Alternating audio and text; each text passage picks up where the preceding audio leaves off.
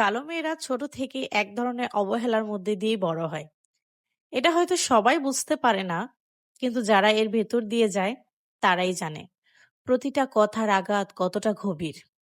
ছোটবেলা থেকেই বাবা মাকে শুনতে হয়, তোমার মেয়ে তো কালো, ওর বিয়ে হবে কিভাবে, অনেক টাকা লাগবে, এত গয়না দিতে হবে, কেউ ওকে বিয়ে করবে।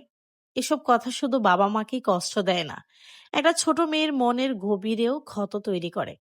তারপরে স্কুল, কলেজ, আত্মীয়স্বজন, পাড়া-প্রতিবেশী যেখানেই যান না কেন, কারো না কারো মুখে কালো শব্দটা শুনতেই হয়। আমার বয়স এখন 25 বছর। এই বছরে কালো শব্দটা আমি যে কত হাজার বার, কত লাখো বার শুনেছি, সেটা গুণে বলা সম্ভব নয়।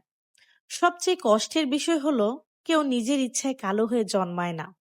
একজন মানুষ গায়ের রং, চেহারা সবই তো সৃষ্টিকর্তার দেওয়া। তাহলে একজন মানুষকে শুধু তার গায়ের রঙের জন্য কেন এত অপমান, কেন এত অবহেলা সহ্য করতে হবে?